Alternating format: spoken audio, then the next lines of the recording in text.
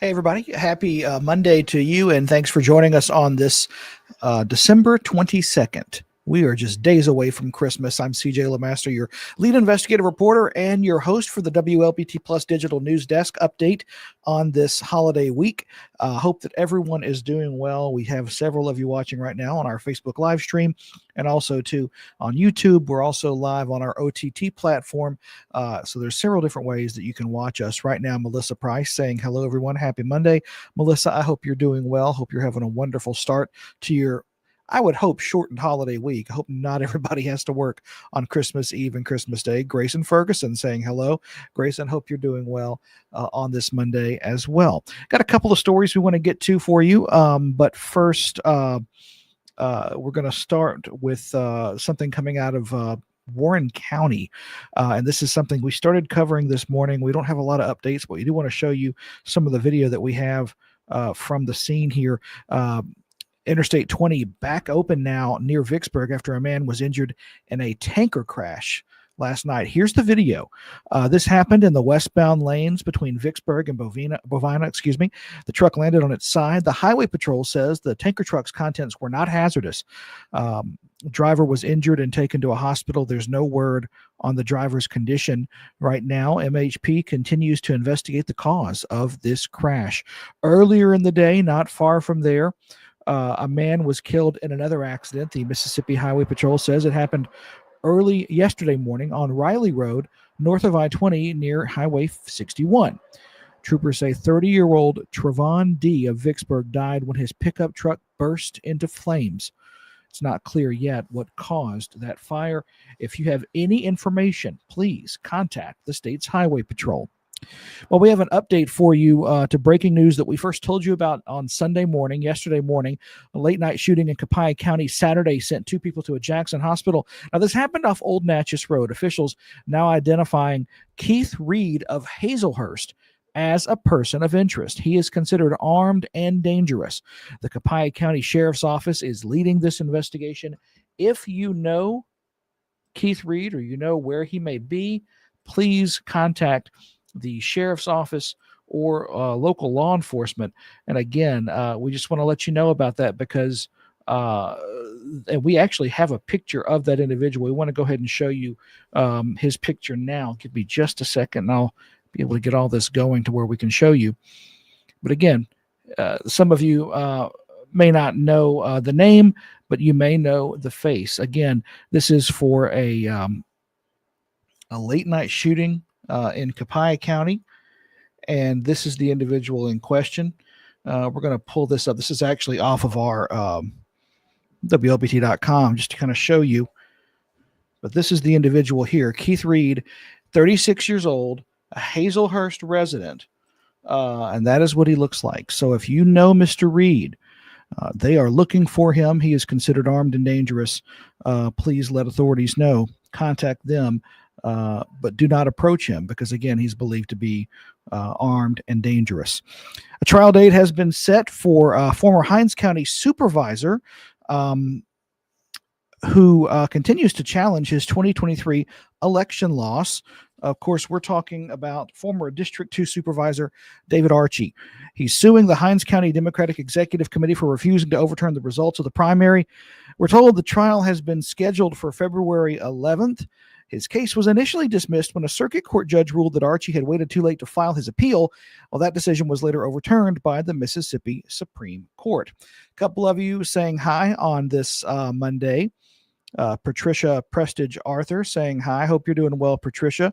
Britt saying, hey, everyone. Britt, I hope you're doing well. Haven't seen her lately, but it's always good whenever she gets to join our live streams, and we appreciate that.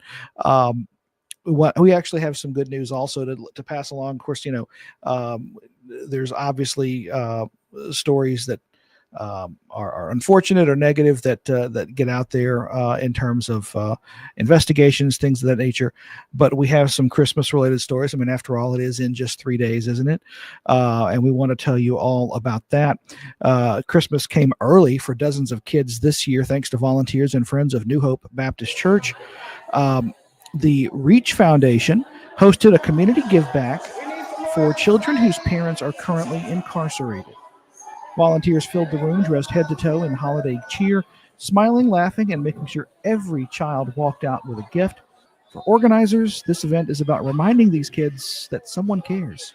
We're just asking our community to remember those of us who are out here on front lines, in grassroots, going places where people don't want to go, serving who people don't want to serve. We want to serve the unlovable, the ones we feel like who are undeserving. Now, the Reach Foundation has been hosting this give back for more than 35 years.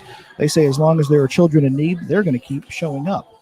The sanctuary at Cade Chapel Missionary Baptist Church in Jackson was filled with people voices and music over the weekend as families there gathered to celebrate the season. The church's Christmas cantata brought together singers, musicians, and a full orchestra. It took months of preparation for 2 weekend performances. They were led by Cade Chapel's Minister of Music, Dr. Harry Cecil, along with a team of dedicated volunteers.